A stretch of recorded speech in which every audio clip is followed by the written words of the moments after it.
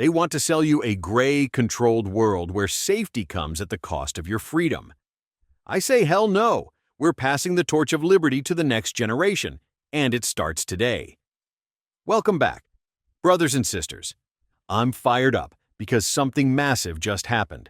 The House voted to rip suppressors off the NFA's chokehold. This isn't just a policy win, it's a seismic shift in how we talk about our rights.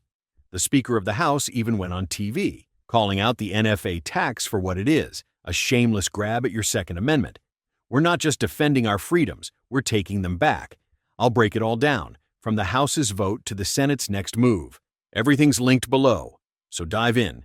You're driving this fight, and I'm with you every step. Let's get into it. This is about our rights, our future, and that fire of freedom burning bright. Let's cut through the noise and get to the heart of this fight. Suppressors, misnamed silencers by Hollywood, are simple devices you attach to a firearm to reduce its deafening blast.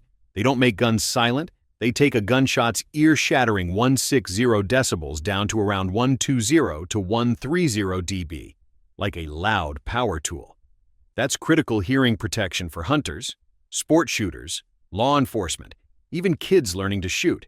In places like New Zealand and much of Europe, suppressors are sold like earplugs. They're safety tools, not movie props. But in the U.S., they're chained to the National Firearms Act of 1934, a law that slaps on a $200 tax stamp, months of paperwork, fingerprints, and invasive background checks just to own one. Why? It's not about safety, it's about money. The NFA was cooked up during the Great Depression, targeting suppressors, short-barreled rifles, and shotguns with a punishing tax. That $200 back in 1934, it's like $4,500 today, designed to price regular folks out of their rights. Historical records from Congress, even the Attorney General's own testimony, admit it was a revenue scheme. They couldn't ban these items outright without trampling the Constitution, so they hid behind the tax code. The result? A bureaucratic nightmare where law-abiding citizens wait 6 months to a year for a stamp, all just to exercise a Second Amendment right. It's not regulation, it's infringement in a suit. The NFA's tax and red tape set a dangerous precedent, chipping away at our freedoms piece by piece.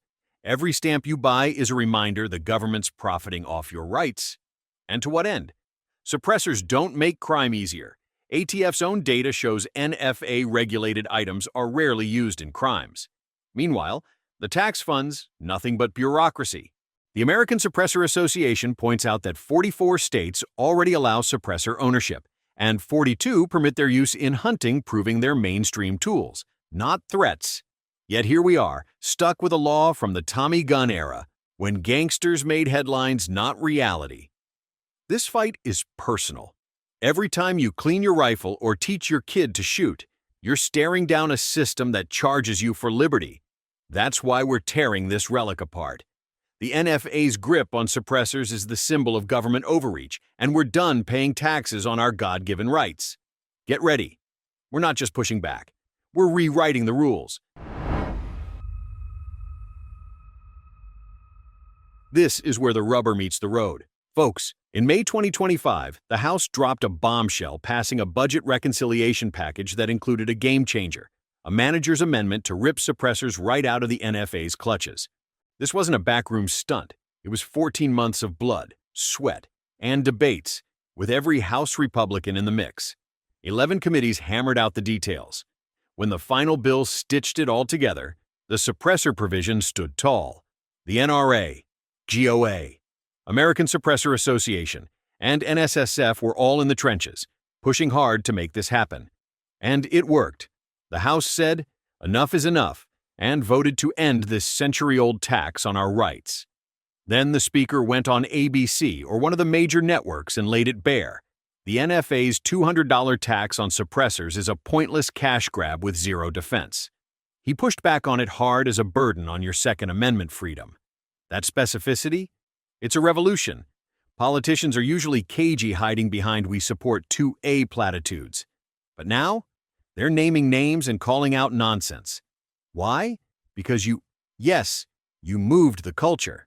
Your calls, your posts, your relentless fight made it safe for the Speaker to say, Taxing a right is dumb, and we've got the votes to fix it. This isn't just a win, it's a signal. The ground's shifting under the gun control crowd's feet. 5 years ago, this was a pipe dream. Now we've got pro-2A warriors in Congress not just holding the line but dragging their colleagues into the fight. You built this momentum. It's why the Speaker of the House can go on national TV and say what we've known all along. No government should profit off your God-given rights. This vote's a spark, and we're fanning it into a wildfire. Next stop, the Senate. Stay locked in, we're not done yet.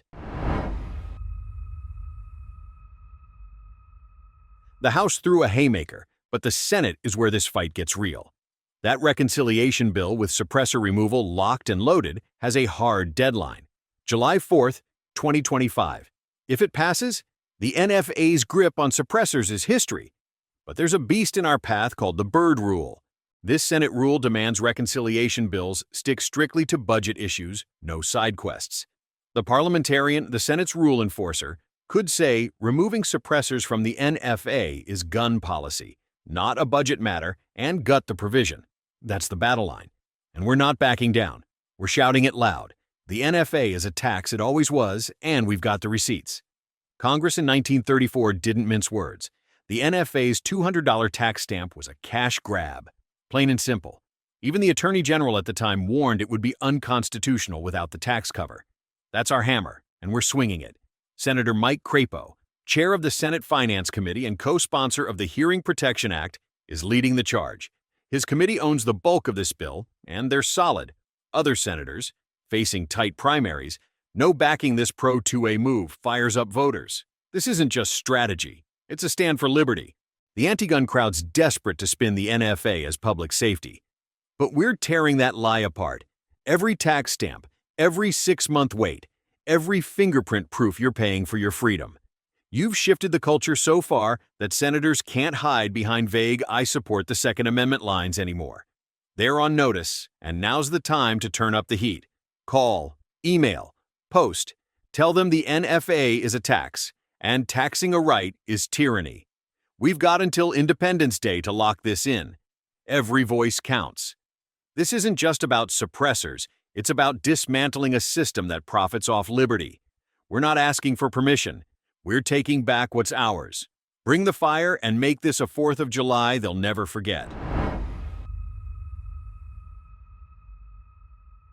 This isn't just about suppressors, it's about the fire of freedom burning through a century of overreach. You've rewritten the rules, transforming culture from hollow "we support 2A" platitudes to stone-cold victories. A few years back, politicians tiptoed around the NFA, scared to name it for what it is. Now, the Speaker storms national TV, calls the $200 suppressor tax a disgrace, and the House votes to tear it out of the NFA's iron grip. That's your work, your calls, your posts, your boots on the ground. You've made it so leaders can't hide. They're forced to say what we've screamed for decades. Taxing a right is robbery. This cultural shift isn't a moment, it's a movement. And we're just getting started. Practically, this changes everything. Stripping suppressors out of the NFA eliminates the tax and the weight, making them accessible to everyday Americans, not just the elite. These aren't toys, they're life-saving tools. A gunshot can hit 160 decibels. A suppressor cuts that to around 120 to 130, still loud, but safer. Hunters, sport shooters, law enforcement, and even kids on the range benefit from reduced risk of hearing loss. The American Suppressor Association notes that 44 states already allow suppressor ownership, and 42 permit them for hunting. These devices are mainstream, not menacing.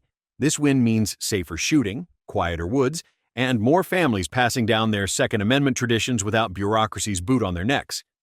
But we're not stopping at suppressors. This victory is a battering ram aimed straight at the rest of the NFA's relics, like the taxes on short-barreled rifles and short-barreled shotguns. Every step forward chips away at a system that's been fleecing gun owners for generations. The ATF's own data confirms it. NFA items are rarely used in crimes. So why all the red tape? It's not about safety. It's about control, and we're done bowing to it.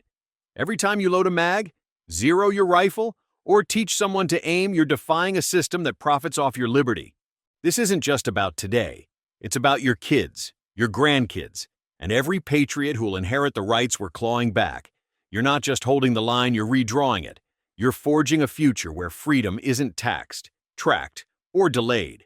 So keep the pressure on. Your voice is the spark, and we're igniting a blaze that'll burn through every barrier standing in the way of our God-given rights. The Senate's got until July 4, 2025 to pass this bill and free suppressors from the NFA's chains.